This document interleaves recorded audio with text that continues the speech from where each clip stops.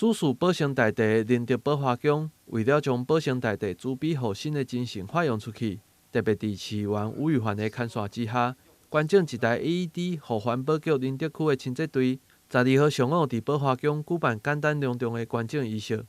今天借着这一次的那个捐赠 AED 的医疗器材，是秉着保生大帝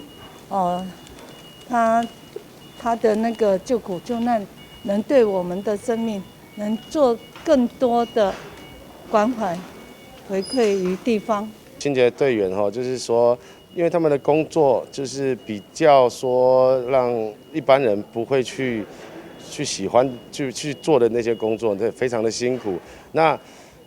很多时候，我们也是需要说来关心我们的清洁队员他们的生命安全尤其是我们这个 AED 在于说在急救的方面会达到一个非常好的一个效果。那因为现在的人心血管疾病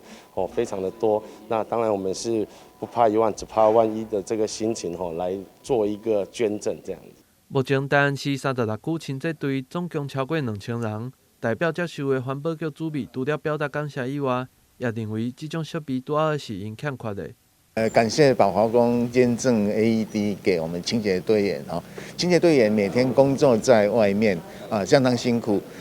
可是新的疾病可是常常发生为了要及时的抢救一些我们的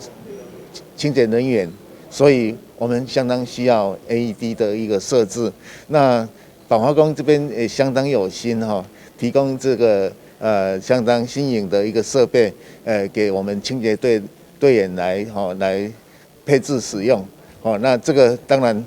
我们都希望同仁都健康那这个是有备无患。